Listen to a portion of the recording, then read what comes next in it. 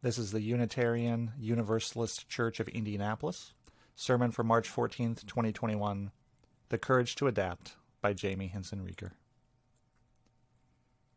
Do you remember where you were when the CDC first issued its new guidelines that vaccinated people could meet with other vaccinated people indoors without masks or distancing? Is it not the sign of our times that these kinds of arcane clinical pronouncements, by the CDC of all places, can occasion the public impact formerly reserved for, the moon landing, or at least a new Cardi B single? I do remember where I was. I was standing outside the entrance to Methodist Hospital, alone, while my wife Suzanne was in line to get her vaccine inside. She was eligible for the shot. I had not yet made the cutoff. I did not want to wait for her indoors in the lobby because in this year of anxiety we have learned that indoors plus people equals unsafe.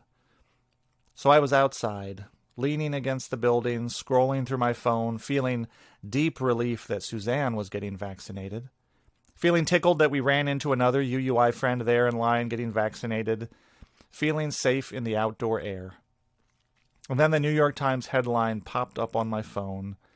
New CDC guidelines say vaccinated people can meet indoors without masks or distancing.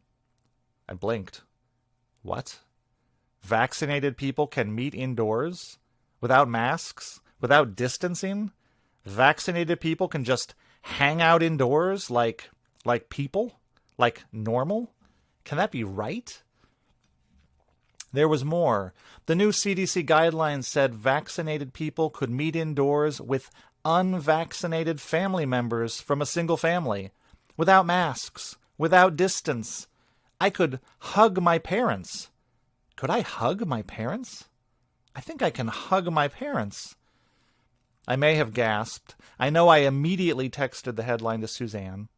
The announcement moved like a ripple across the internet, popping up in all the other forums I belong to. Mostly a lot of church forums and minister forums because my social media life is just that boring. It spread like a ripple of excitement and a ripple of disbelief and not a little anxiety. Like, oh my God, things are opening up. And, oh my God, things are opening up. What does that mean?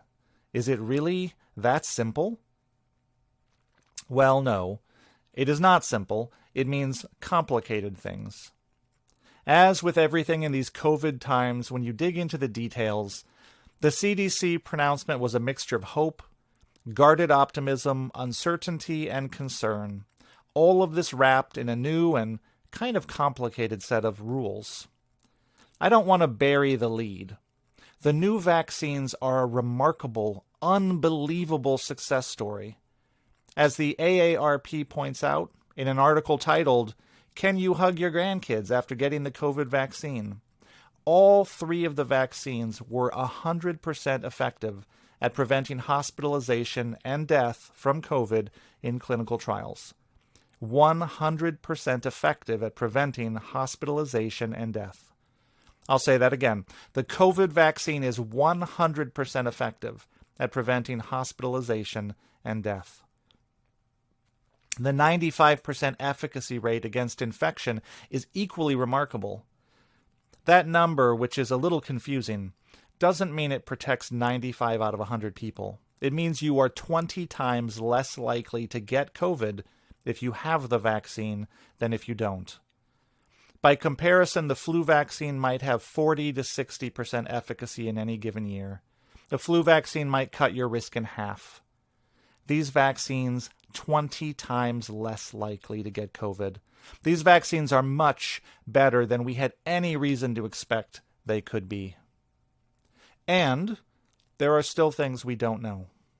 We don't know if vaccinated people can still spread the disease asymptomatically. We have reason to believe they are less likely to spread it, but the science isn't there yet. With most of the country still unvaccinated, that means there is a chance vaccinated people could still trigger super spreader events or help pass the virus back and forth, promoting the creation of new variants.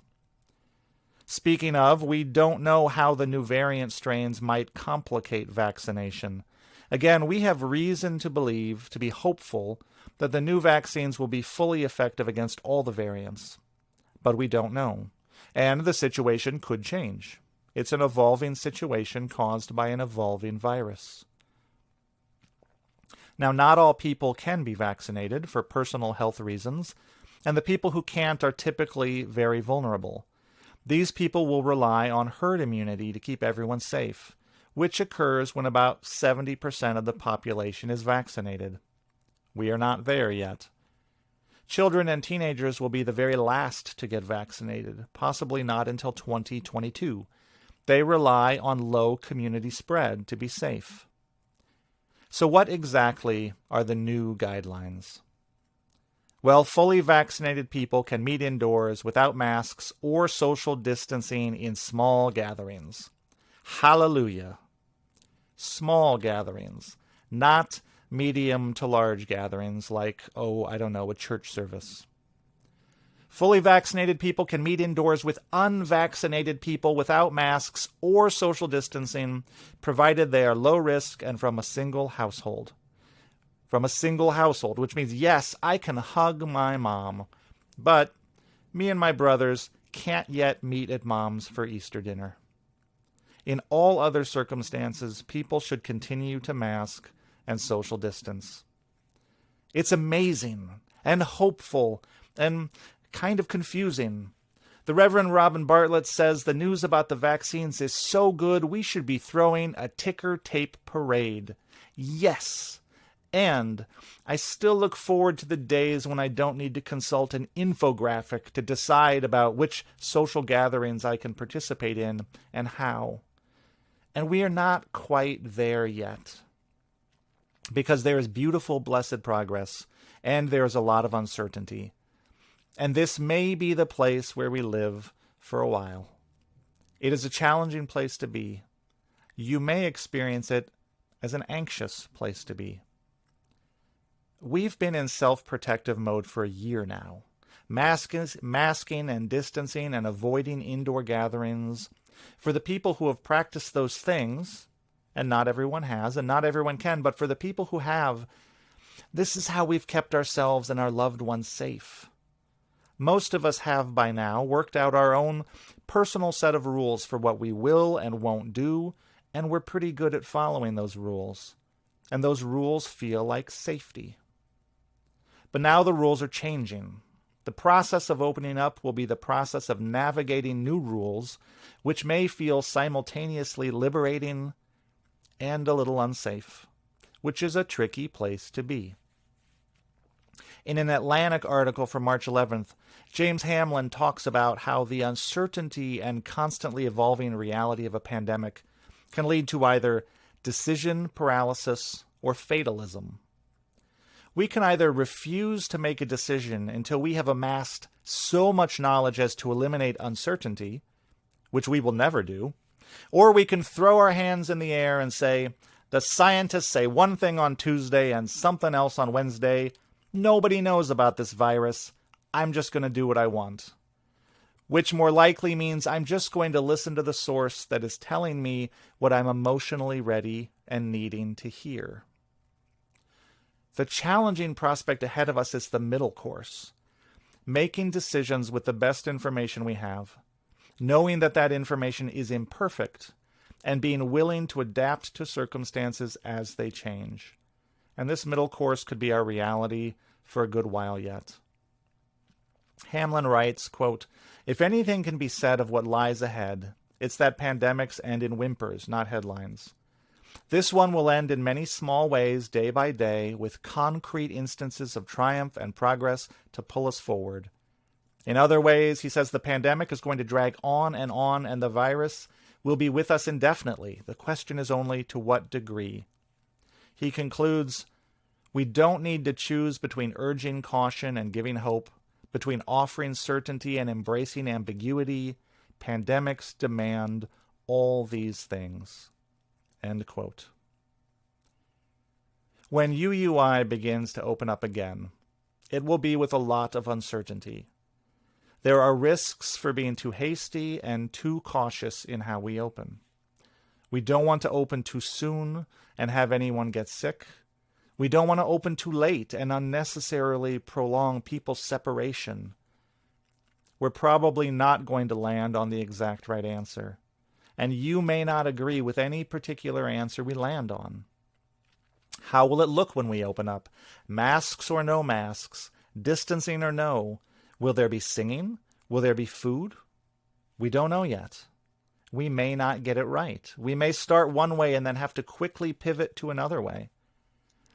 Activist Adrienne Maree Brown, in her book Emergent Strategies, talks about the importance of iterative learning. You experiment, gather feedback, experiment again. Opening church back up is going to be in many ways an iterative learning process. There's no guidebook for how to do this, no roadmap. The CDC will offer guidelines. State and local officials will offer guidelines. No set of guidelines is exactly right for any particular congregation. There's shared wisdom out there for sure.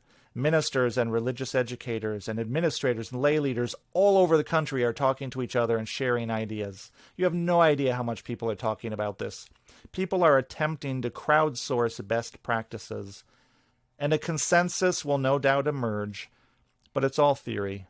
It's all guesswork. Everyone will do their own local thing based on as much wisdom and information as we can collectively muster, and then we'll see what happens. You all will have an enormous role in the success of this. Church is a collaborative endeavor. Yes, there are staff and there are leaders, but ultimately this is something we're all creating together.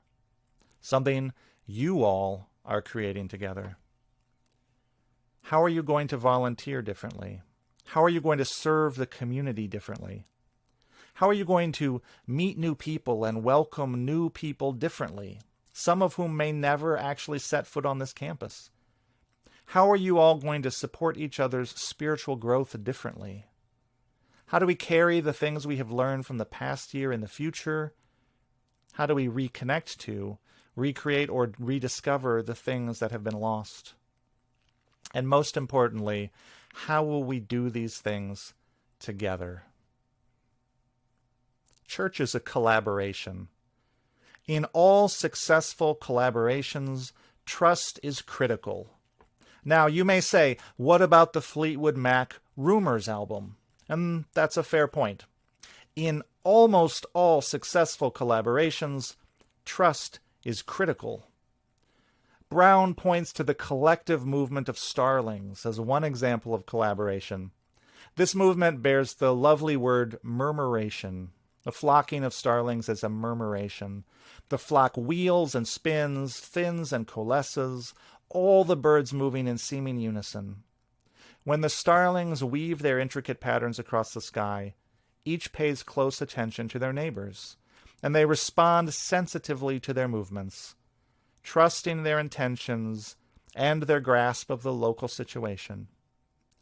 They observe good boundaries, not crowded too close together, but not too distant. They trust one another, and it is this trust that makes their remarkable coordinated movements possible. Of course, we all also know the metaphor of the herd of lemmings following each other over the edge of a cliff, so I'm not going to push this metaphor too far. It's just a metaphor. But collaboration requires trust. And iterative change, adaptive change, also requires a degree of trust. Trust in our mutual intentions. Trust that we are all doing our best with the local information we have. Trust that we can have good boundaries about our own needs and safety. And I guess trust that we will pull up or pull away before we crash into the side of a building. That is to say, trust that we can fail well. Get something wrong, learn from it, adjust, do better. We will be doing live and virtual worship simultaneously. We've never done that before. That will be an iterative learning process. What will religious exploration for the kids look like? What will committee meetings and social group events look like? Which will meet in person? Which will be virtual? Which will do both? This is all going to be an iterative learning process. Brown points out that change is inevitable. We can be reactive to change or adaptive. Intentional adaptation, she says, is changing while staying in touch with our deeper purpose and longing. So instead of asking, what is the plan, she says, ask, what are our intentions?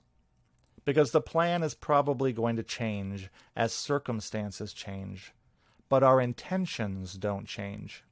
So how do we bring those intentions to life despite the changing circumstances?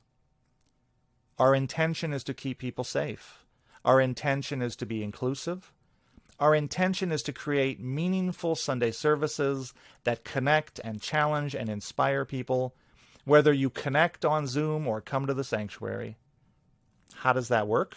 Well, we do have a plan. I'm excited about that plan. I think you're going to be excited about that plan once you see it in action. But I'm not committed to the plan. I'm committed to the intentions. And you might bring that insight into your personal or family life. You may have learned important lessons about what you want and need during this past year when everything has been so different. Some people have learned to slow down, to prioritize family differently, to connect more, to try new things and new ways of doing things. Your intentions for what you want for yourself and your life and your family may have changed. I know before the pandemic, I was not that good at keeping up with my two brothers. We're all busy with careers and commitments. We live in other cities. They have young kids. So we just didn't connect that often. Now we talk to each other every other week. We have a Wednesday night Zoom call together, and I hope we don't lose that. And maybe we won't exactly have a Wednesday Zoom call forever. Things change, right? Circumstances always change. But I can bring this new post-pandemic intention to stay connected with me into these new circumstances. Because I understand now, better than I ever have in my life, how important those connections are. How are your intentions different after this past year? How will you adapt those intentions to the circumstances of the new year? So this is going to be a wonderful opportunity for UUI to get clear about its intentions as a community, for you all to get clear about your intentions as a church community. Because as situations change and plans change, you are going to be challenged and encouraged again and again to come back to that question. What are we trying to do? Who are we trying to be? What are our intentions as a community? And then we can let the plan flow adaptively from our intentions and the needs and circumstances of the lives unfolding around us. Let our actions flow creatively from kindness and compassion, and then adjust, learn, and do better. Let us have the courage to adapt, trusting in who we are, trusting in each other, and trusting in our intentions which have guided this community for 40 years. Love is the spirit of this church, and service is its law. May it be so. Blessed be, and amen.